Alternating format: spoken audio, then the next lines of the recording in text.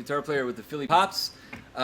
Very happy to be part of All City Jazz this year. And today I'm going to be talking about the role of the guitar in a big band setting.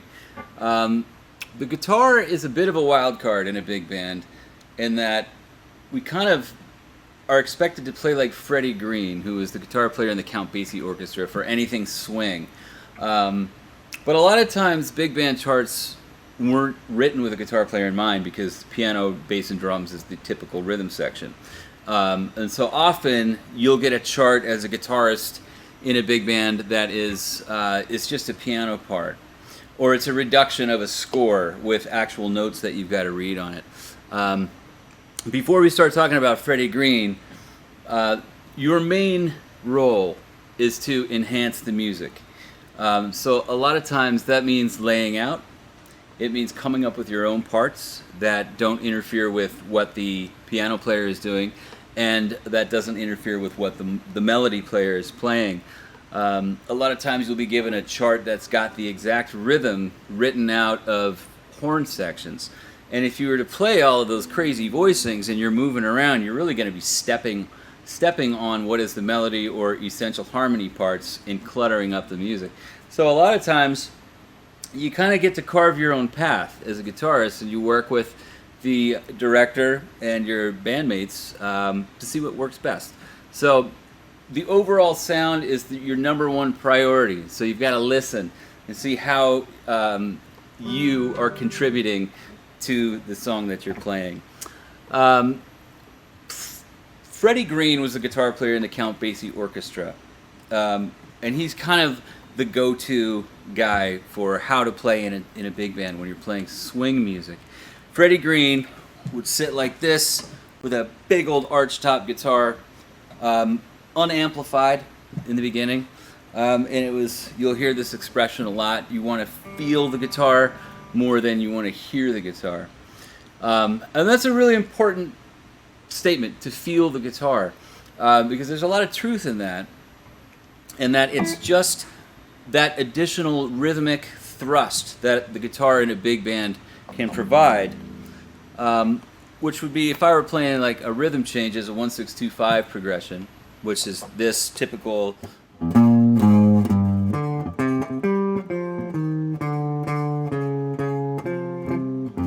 this is what the bass player would be playing. So how do you fit in with that if you're playing the guitar? Well, you want to complement that part, but not step on it. So we play voicings. The trick to playing Freddie Green style is to not play full chords. It's to play chords that have 2 and 3 voices in them. A lot of times just one voice, usually on strings 3 and 4. That'll give you the rhythmic propulsion and the snap that you need out of the guitar to get this.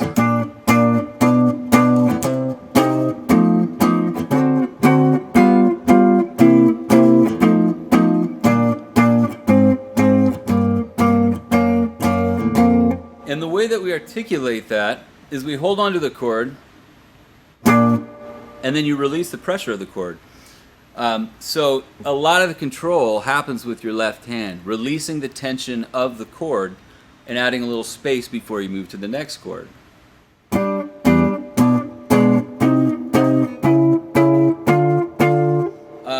You don't want to do this.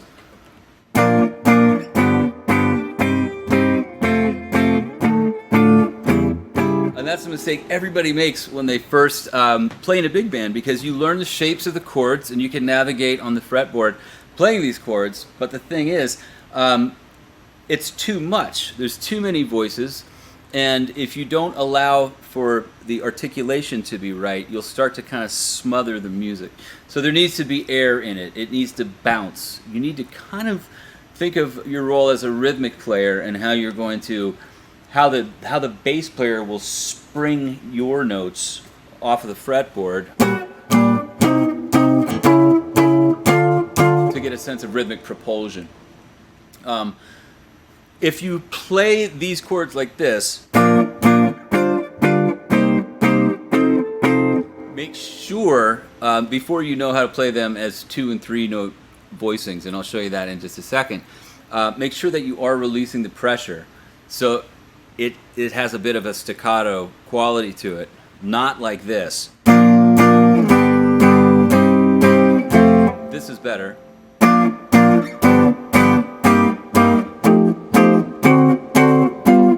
I'm playing the full voicings now. What's better than that, if you wanted to get the more authentic Freddie Green style, is to play fewer voicings, fewer notes within your voicing. This is just two voices right here.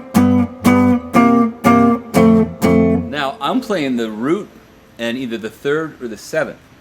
A lot of times I'm not even going to play the root because the bass player is playing the root. To get used to playing these voicings, however, it can be very helpful to play the root because it's easier to see the entire shape of the chord. For example, if I played B flat major like this, well, I might just go like this.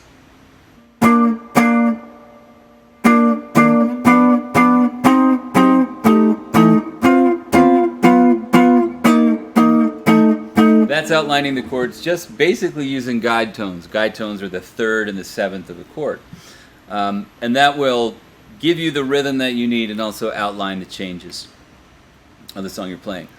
Now, there's a lot of arrangements that are very up-tempo where that quarter note strum isn't really going to sound so great. There's instances where if you're playing an up-tempo song, the quarter notes are going to sound a little too busy. So if we played a song like Cherokee, that's usually at this tempo.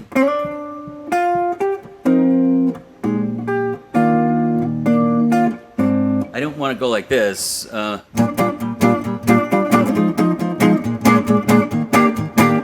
way that you can do that to still keep that quarter note thing is only accent beats 2 and 4. So instead of this, I'm going to go like this.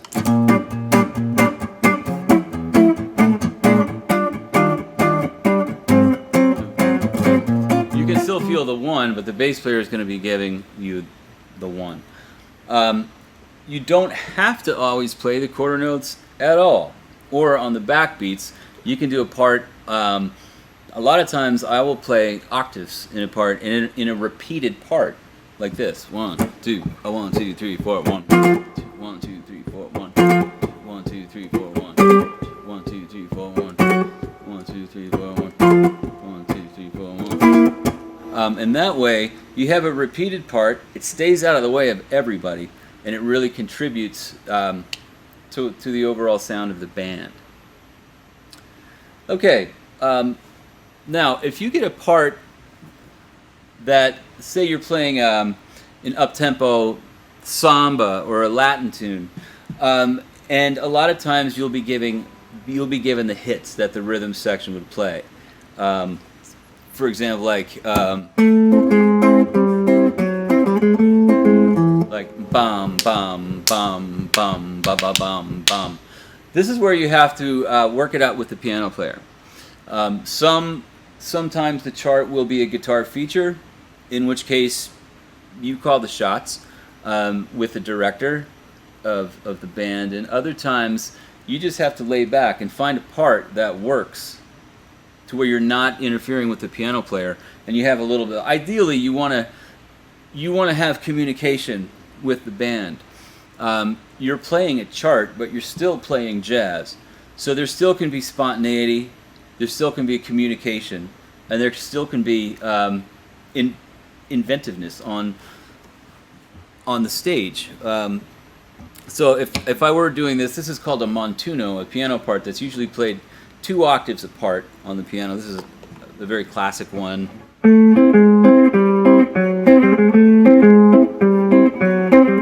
Well, there's other parts that would fit into that. For example, a rhythm called a clave, which in this case, pop pop pop pop pop pop pop pop pop pop. You can latch on to one of those rhythms.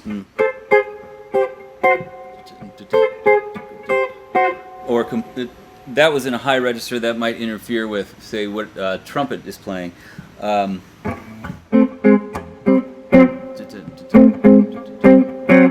In this case, I'm palm muting a little bit to give it an articulation that's going to tuck in a little bit with the rest of the band. Often, I have students get an audition piece for a big band, and there'll be up-tempo songs with basically the arrangement for the guitar player. It's not chord symbols. It's actual notes written out. Like you might get the saxophone section written out. It would sound very bad if you were to play all of those notes that the sax section is playing. The music doesn't need you to play that part.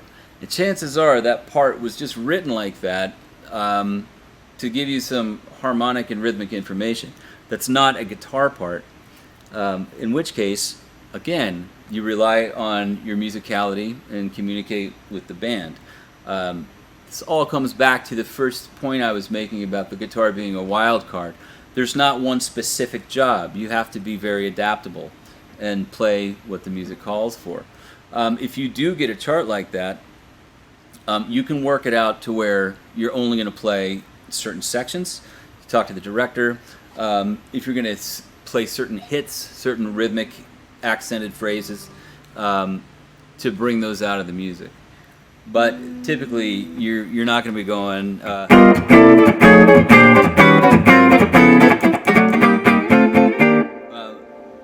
Or it's just too much. So think economically and how you can most enhance the music. In modern big band music, a lot of times you're called upon to rock out a little bit, in which case you'll be relying on your pedals. And one thing that you definitely want to rehearse, your pedal switches. So if you do have to hit your distortion pedal, you know when to hit it, and so you practice your parts with that in mind.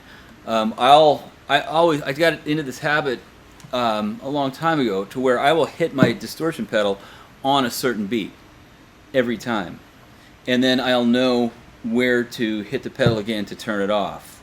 Usually, the last note of a solo, if you're going like with the distortion on, you're not going to cut it off right at the beginning of the next section when your solo's over. You're going to let that note hang for a minute. So you might cut your distortion pedal off on bar 2. 2, 3, like that. That's something to rehearse. And also, in more modern big band charts, you can be a little bit adventurous with pedals. And the guitar it's not really a melodic or a harmonic instrument, but more of an atmospheric instrument. The go-to move to create atmosphere on the guitar, the simplest way, is with a delay pedal and a volume pedal, to where you set your delay, you hit a chord, and it will swell in like this, and the delay will create a little bit of atmosphere like that. Those moves are really important to rehearse. The volume pedal moves too. Real quick lesson: when you play a chord, you step on the gas early, and you get to the peak volume earlier than you might think. Otherwise, if you go like this, you're kind of gonna get seasick. So you want to get in, and then the cutoff is faster. So, like that.